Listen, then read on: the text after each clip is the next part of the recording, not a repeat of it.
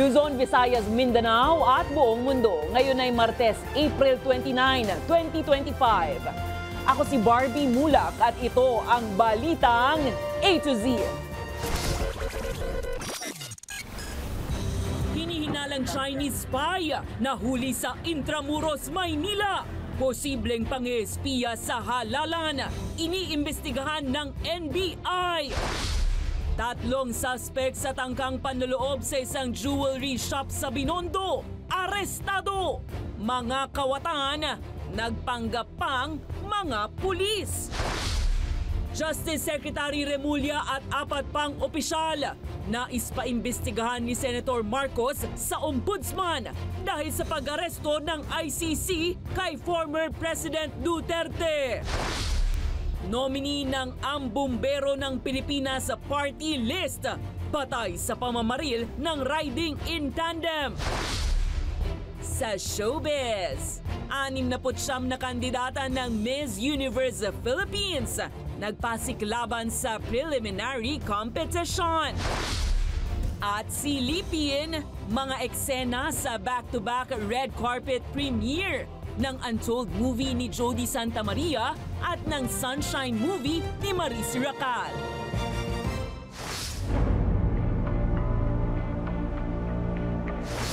Magandang gabi, pambungad sa ating newscast. Arestado ang isang hinihinalang Chinese spy sa Intramuros, Maynila. Kalapit lang yan ng main office ng Commission on Elections dahil sa paggamit nito ng isang surveillance device. Hinala ng National Bureau of Investigation, posibleng ginagamit o magamit ang equipment sa paparating na halalan. Pero pagtitiyak ng COMELEC, walang nakuhang impormasyon o election data. Ang Balitang A to Z hatid ni Naomi Almohano.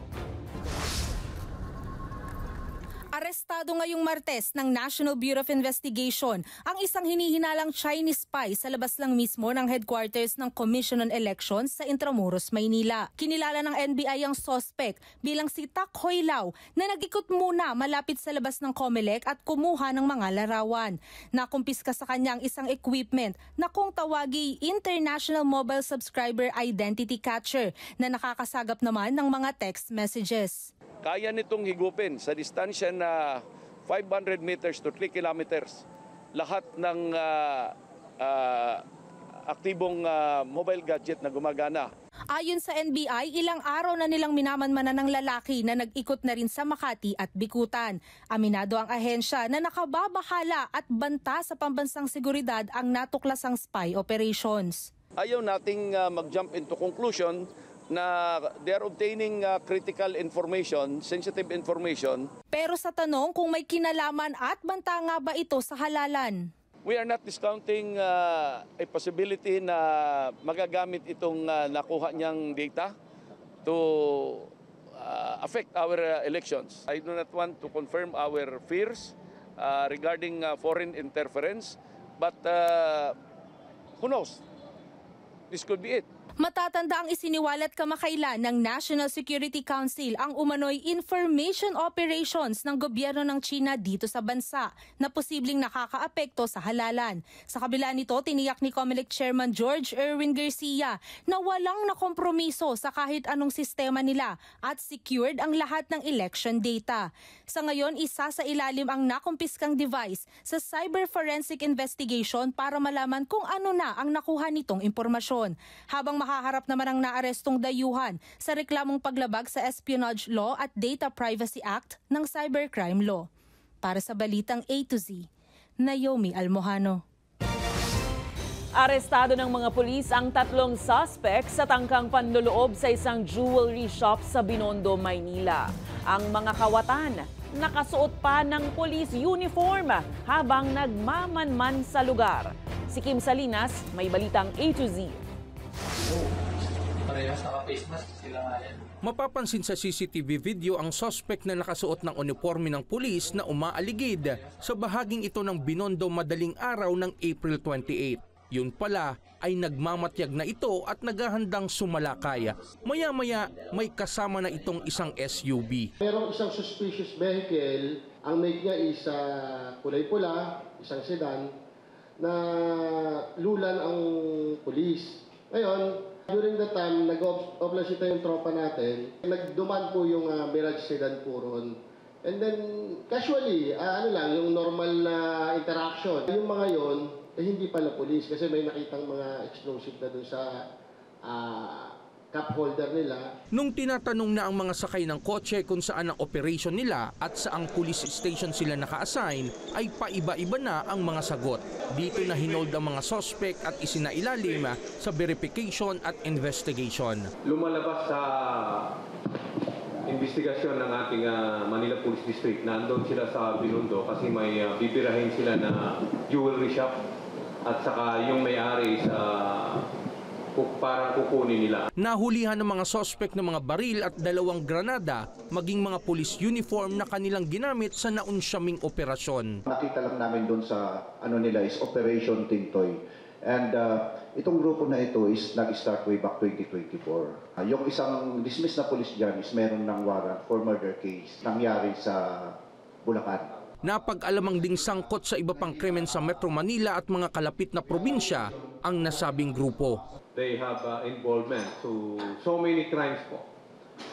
From may pagpatay po, may pang-hold up, at may pangingid na po na mga krimen na inamin po nila. Nasa kustodiya ngayon ng PNP ang mga suspect. Nang tanungin sila sa mga akusasyon, No-comment muna ako, sir. Ano, sir? No-comment, sir. Sir, involved daw kayo sa malaking criminal group. Totoo ba yun, sir? Yes, sir. Totoo ba yun, sir? No, sir. No, sir. maharap sa mga kasong usurpation of authority, illegal possession of firearms and ammunition at illegal possession of explosives at paglabag sa COMELEC gun ban ang mga suspect. Para sa Balitang A to Z, Kim Salinas.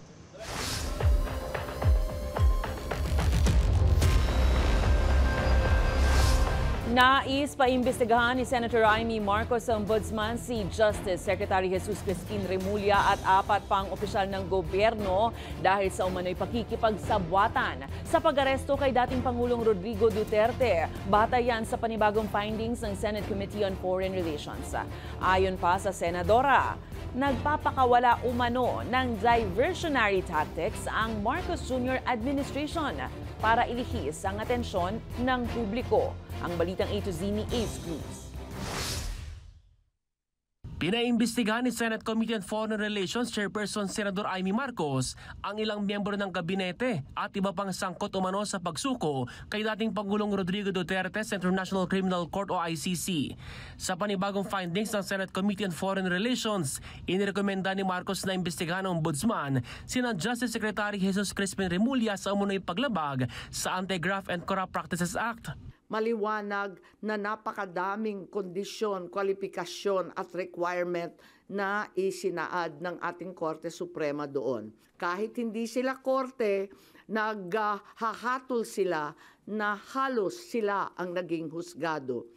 Pinaimbestigahan din ng senador ang kapatid ng Justice Secretary na si Interior Secretary John Vic Remulla, Special Envoy on Transnational Crimes na si Marcos Lacanilao, gayon din sina PNP Chief Romel Marbil at CIDG Director General Nicolas Torre III na mismong umaresto sa dating Pangulo. Hindi pa isinasara ni Marcos ang pagdinig sa issue lalo't marami pa anyang dapat linawin bago tuloy ang makapagpalabas ng committee report. Batid ng presidential sister na may ginagawang hakbang ang pamahalaan para ilihis ang issue.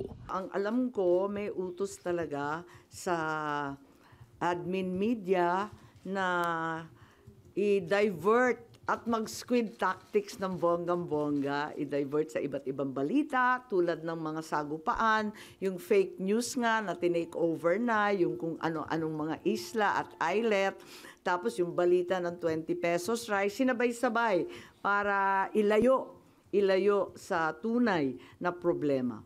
Nauna na anyang diversionary tactics ay umanong pagpondo ng China sa ilang politiko na hindi anyang malayong totoo pero hindi lang naman China ang mayroong makinarya para rito. Kung si Senador Joel Villanueva ang tatanungin, marami pang ibang isyong pwedeng gamitin ngayong eleksyon. It's bothering. It's a concern, great concern, I would say, and not just let's not single out China. Maybe other countries are also trying to meddle. I would go with that sweeping generalization na lahat ng issue gagamitin talaga And it's unfortunate na talagang magagamit lahat ng issue to whatever you want to dikit itong isang issue na ito. Idikit ko dito, idikit ko sa tao, pag negative, positive. Sa kabilang banda, may natunugan si Senadora Marcos na manilistahan ng mga susunod na i-issuehan umano ng warrant of arrest ng ICC, kabilang ang ilang police officers pati ang kapwa senador na si Bato de la Rosa. Alam natin na si VP Sara ay nandun sa listahan. Pero alam ko na nasa ibaba siya, no? Doon sa mga pinangalanan. Ngunit, ilang araw nakalipas, may mga report na siya na ang uunahin. Oras na mangyari ito, ani Marcos, wala tayong balak na isuko ang soberanya ng Pilipinas at ibaliwala ang ating husgado. Samantala, natanong din ang senadora kung nagkausap na sila ng kapatid na si Pangulong Ferdinand Marcos Jr. Pero sinabing hindi pa sila nagkikita at iginiit na hindi niya intensyong siraan ang administrasyon. Para sa Balitang A to Z, Ace Cruz. Pinabulaanan ni President Ferdinand Bongbong Marcos Jr. ang alegasyon ng kanyang nakatatandang kapatid na si Senator Amy Marcos. Napakana umano ng administrasyon ang nangyaring pag-aresto ng International Criminal Court kay dating Pangulong Rodrigo Roa Duterte upang pabagsakin si Vice President Sara Duterte. Kasunod ito ng isinagawang Senate inquiry ng senadora kung saan lumalabas sa investigasyong politically motivated umano ang nangyaring pag-aresto sa dating Pangulong Duterte. Sinabi rin ng senadora na umano'y may nangyayaring malaking sabwatan sa hanay ng mga opisyales ng gobyerno upang mapagtakpan ang tunay na motibo mula sa naturang pag-aresto. Tila nagpasaring naman si Interior Secretary John Vic Remulla nang himukin ng senadora ang ombudsman na magsampa ng kaso laban sa mga opisyal na nasa likod ng pag-aresto. Maaari din umanong masampahan ng kasong arbitrary detention, grave misconduct at paglabag sa anti-graft and corrupt practices ang kalihim dahil sa umano'y pagbibigay ng direktiba sa pambansang pulisya upang arestuhin si Duterte.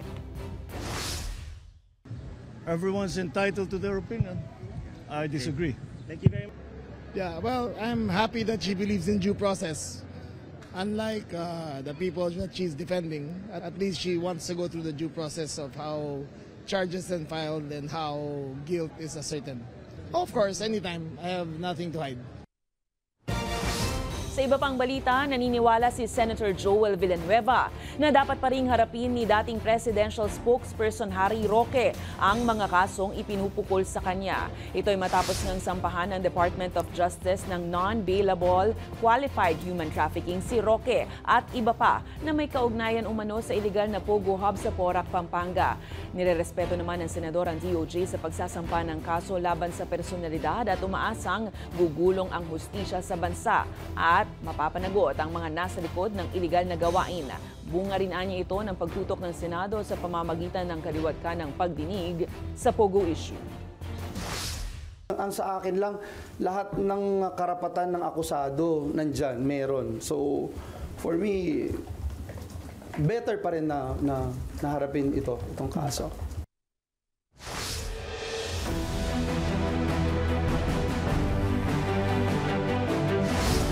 Pumalo sa 60% ang trust rating at 59% naman ang satisfaction ratings ni Pangulong Ferdinand Marcos Jr. sa nagdaang kwarter, ayon yan sa tugon ng Masa Survey o TMS ng Okta Research.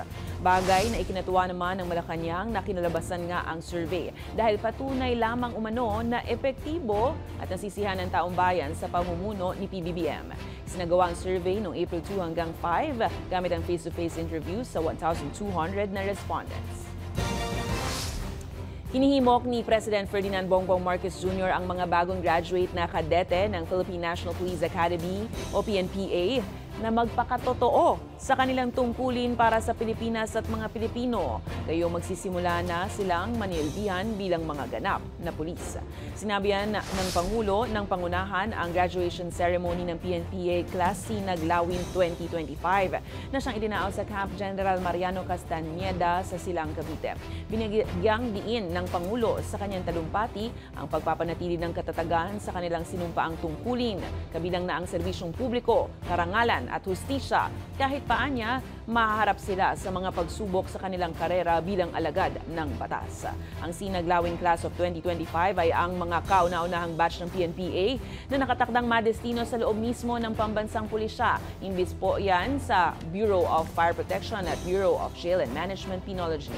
Kasunod yan ng pagpapatupad ng batas na naglalayong ilipat ang pangangasiwa ng PNPA mula sa Philippine Public Safety College patungo sa PNP. Buo ang aking pananalig sa galing, dedikasyon at kakayahan ng ating pambansang kapulisan na linisin, pagtibayin at patatagin ang profesionalismo sa hanay nito. Kayo, sinaglawing class of 2025, ang magdudulot ng pagbabago at magdadala ng pag-asa sa ating kapulisan. Gampanan ninyo ang tungkulin ito ng buong katapatan at katapangan. Dumating na sa Pilipinas ngayong araw si Japanese Prime Minister Shigeru Ishiba para sa 2 araw na official visit. Sinalubong siya ni Pangulong Ferdinand Marcos Jr. at First Lady Liza Marcos sa Malacanang. Kasama sa mga pag-uusapan sa pagbisita ng Japanese Prime Minister ang pagpapalakas ng kooperasyon ng dalawang bansa pagdating sa usaping pang-ekonomiya, politika, depensa at maging people-to-people exchange. Huling nagkita si PBBM at Ishiba nung ASEAN Summit sa Laos nung nakaraang taon.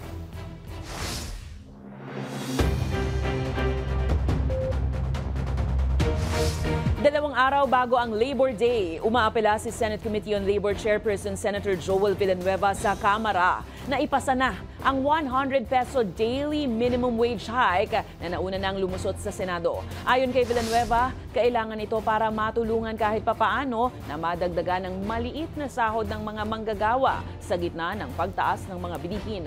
Bukod rito, umaasa rin ng mambabatas na maaksyonan na ang nakabingding panukala na bubuo sa standard sa pamahalaan kung paano tinitingnan ang living wage o yung nakabubuhay na pasahod sa mga manggagawang Pilipino. Nakatakda ring i-launch sa Mayo 5 ang Trabaho para sa Bayan Master Plan na layong tukuyin at solusyonan ang mga hamon sa labor market.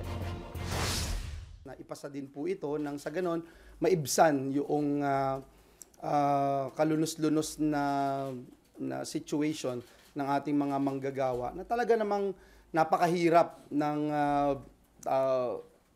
sitwasyon nila. Patuloy tumataas yung bilihin, mas mabilis yung taas ng bilihin kaysa sa pagtaas ng kanilang sweldo.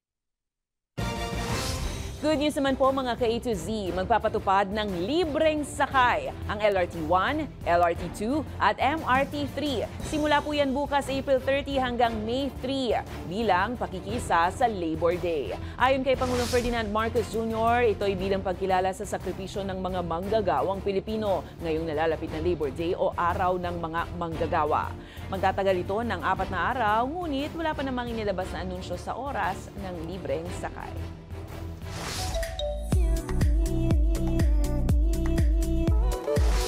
Sino kaya ang susunod na Philippine Queen?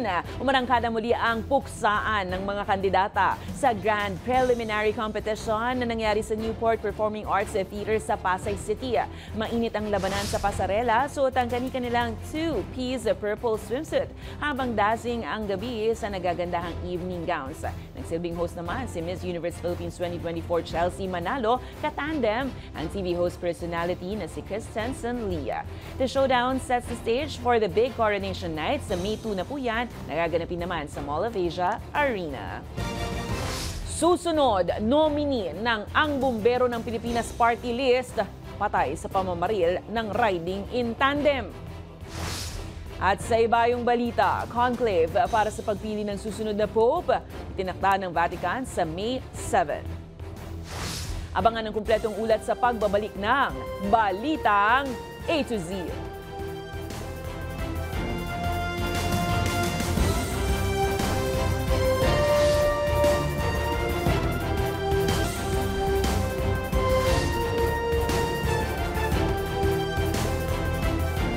Walang awang hinataw sa ulo ng sanga ng kahoy, kinaladkad at sinunog pa ng isang lalaki ang aso sa Barangay Lias sa Marilao, Bulacan. Sa pulso CCTV, ang kalunos-lunos na sinapit ng walang kamuwang-muwang na aso. Agad naman naisuplong sa otoridad ang insidente. Nakakulong na rin ang suspect na maharap sa kasong animal cruelty. Samantala, sa kaugnay na balita, isa pang insidente ng pangaharas sa hayop ang naitala naman sa May Kawayan nang paghahampasin at ilang beses pang binalibag ang nananahimik na pusa ng isang vendor. Kakasuhan naman ng Animal Kingdom Foundation ang naturang suspect.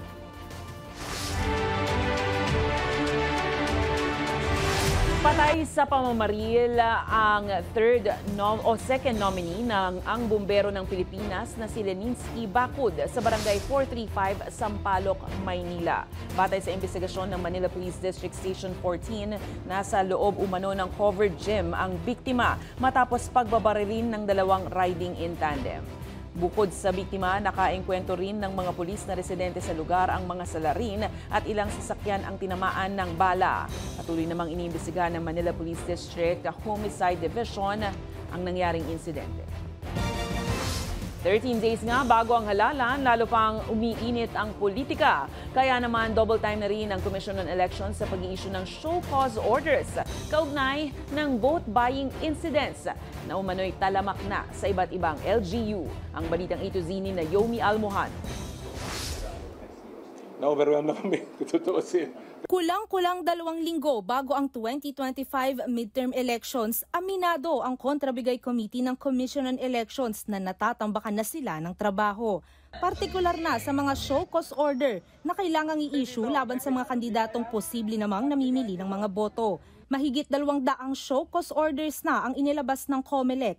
130 dito humihingi ng paliwanag sa mga kandidato ukol sa issue ng vote buying o pamimigay ng pera o anumang material na bagay. Mahigit 6 na po naman ang umano'y abuse of state resources. Kapag kayo ay may pending na mga kaso, maaring hindi ho kayo maproklama at pinatunayan po namin. So meron hong pangil itong ginagawa namin. It's not just simply, you're just a commission of show cause orders, a commission of petitions filed. Sa assessment ng komisyon, pinakatalamak ang hinihinalang bentahan at bilihan ng mga boto sa Calabarzon, Central Luzon at Metro Manila.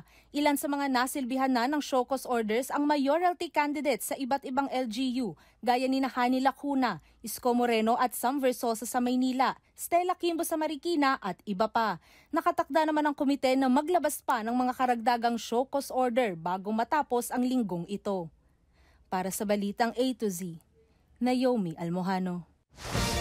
Hinihimok ng mga tindero ng Divisoria ang ombudsman na aksyonan na ang reklamong katiwalian na isinampa kay former Manila City Mayor at ngayon ay mayoral candidate Isko Moreno. Ayon sa grupong Divisoria Vendors Against Former Manila Mayor Isko Moreno, 3 taon na ang lumipas nang maihain ng reklamo ukol sa umano'y iligal na pagbebenta ng dating alkalde sa Divisoria Public Market. Kasama rin sa inirereklamo ay ang bise niya noon na si Hani Lacuna, 2 konsehal at 2 opisyal ng munisipyo. Nagugat ang issue sa pagbebenta ng naturang palengke kahit hindi umano nag-issue ng pre-qualification standards sa mga nais bumili nito. Kung sino pa po yung mga inaasahan natin na magtatanggol at kakalinga sa atin, especially during the time pandemic po, sila pa po yung nag-traitor sa amin. Magalang na pagpapaalala sa ating kagalang-galang na ombudsman na baka naman po pwedeng bilis-bilisan po, hindi sa ano pa man, ito po ay wala pong politika ang CCW. Kami po ay anti-crime watchdog.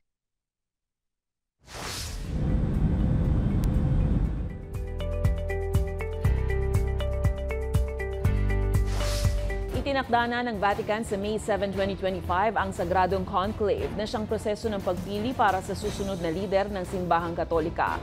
Magsisimula ito sa isang misa sa St. Peter's Basilica. Saka naman papasok sa loob ng Sistine Chapel ang nasa 120 cardinal electors para sa kanilang sikretong eleksyon ng Santo Papa. Isa sa kanila ang pwede nilang iboto. Pero para mapili, kailangan makakuha nito ang 2/3 ng lahat ng boto. Matapos ang botohan, susunugin ng mga balota. Kapag itim na usok ang lumabas mula sa Sistine Chapel, ibig sabihin ay wala pang napipiling bagong Santo Papa. Kapag puting usok naman ang lumabas, ibig sabihin ay tagumpay nang nakapili ang conclave ng bagong leader ng nasa 1.4 billion na Katoliko sa mundo. Sa iba pang balita, target padubugin ng Philippine Navy ang decommissioned World War II corvette BRP Miguel Malvar S sa isasagawang balikatan exercises ngayong taon. Isasagawang maritime strike sa naturang barko sa San Antonio, Zambales sa May 5. Si Philippine Navy spokesperson, Captain John Percy Alcos, ang huling commanding officer ng dating BRP Miguel Malabar. 2021 nang ma-decommission ang naturang barko.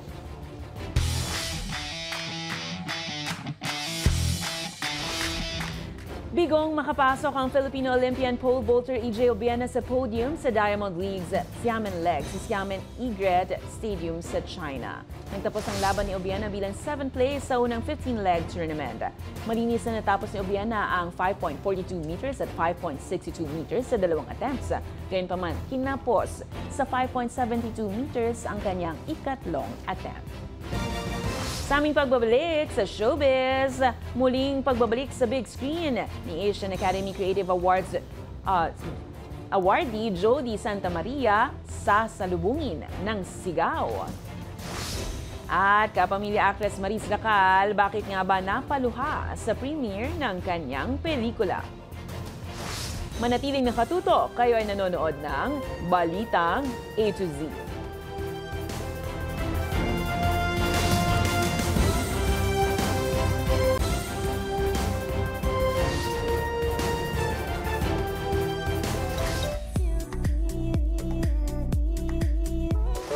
Ilang celebrities ang dumalo sa red carpet premiere ng pelikulang Untold na pinagbibidahan ni Jody Santa Maria. Samantala, Maris Racal, bakit nga ba napaiyak sa kanyang Far East Film Festival 2025 sa Italy? Makichika sa Balitang A to Z Showbiz ni Lane Garcia. Get ready to scream! Dahil mapapanood na ang pelikulang Untold sa mga sinihan simula bukas, April 30. Damang-dama ang excitement ng fans na mapanood ang muling pagbabalik sa big screen ni Asian Academy Creative Awards Jody Santa Maria. Present sa red carpet premiere sa SM Mega Mall Cinema 3 ngayong Martes, April 29, ang cast members na sina Joem Bascot, Gloria Diaz, Lian Valentin, Sarah Edwards at ang Black Cat na si Kitty Marie. At syempre, hindi mawawala ang bida ng pelikula na si Jody Santa Maria. First and foremost, gusto po namin magpasalamat sa inyong lahat na nagpunta ngayong gabi para sa premiere ng pelikulang Untold. Maraming salamat sa aming mga pamilya, mga kaibigan, aming mga colleagues. Thank you so much sa pagpunta at Dumalo at nagbigay rin ng suporta ang ilang kasamahan sa industriya, gaya ni MJ Lastimosa, Nikki Valdez, Direk Edgar Mortiz, Richie Rivero at marami pang iba. Gaganap si Jody bilang isang news reporter na hindi tatantanan ng masamang pangitain matapos makatanggap ng bracelet mula sa hindi kilalang tao na lumapit sa kanya habang nagre-report sa harap ng simbahan. Tagline ng pelikula, matakot ka sa sarili mo, na sumasalamin tungkol sa mga nakatagong takot at pinipigilang mailabas ang katotohanan. Samantala, naging emosyonal naman ang kapamilya actress na si Maris Racal sa premiere ng kanyang pelikulang Sunshine na ipinalabas sa katatapos lamang na Far East Film Festival sa Italy. Napaluha si Maris habang ipinapakita ang credits ng movie at habang pinapalakpakan ito ng lahat. Hindi ko kinaya, iyak ako ng iyak. Trinay kong i-compose yung sarili ko pero hindi ko kinaya. Sorry, pero ang ganda ng pelikula. Proud ako sa lahat ng part ng Sunshine. Isang figure skating athlete sa Olympics ang karakter ni Maris sa pelikula. Pero dahil sa isang aksidente, hindi na siya nakasama sa palaro na naging hudyat ng pagkakaroon niya ng mental problems. Hindi ito ang unang beses na nagkaroon ng pagkilala ang Sunshine, na unang nagkaroon ng world premiere sa Toronto International Film Festival. Wagi rin ito ng Crystal Bear for Best Film sa nakaraang Berlinale. At nominado rin bilang Best Youth Film Fest sa Asia Pacific Screen Awards. Para sa Balitang A to Z Showbiz, Lane Garcia. Kung kayo ay may kwentong kakaiba, mga kwento ng pag-ibig o storya, ng inspirasyon at pag-asa. Maaari itong ibahagi, sumali sa ating Facebook group na Balitang A to Z, panoorin ang replay ng ating programa at sundan ang ating social media pages, hanapin ang Balitang A to Z. Ang ating pabaong quote of the night ay mula sa manunulat na si Wayne Trotman. Ang sabi niya, ang lipunang walang paggalang sa mga hayop, kalaunan ay mawawalan din ng paggalang sa mga tao. At yan po ang mga balita at impormasyon, mga kwentong may dalang inspirasyon na tinutukan ng Balitang A to Z. Ako si Barbie Mulak, maging maalam, makialam, magandang gabi sa iyo, Pilipinas.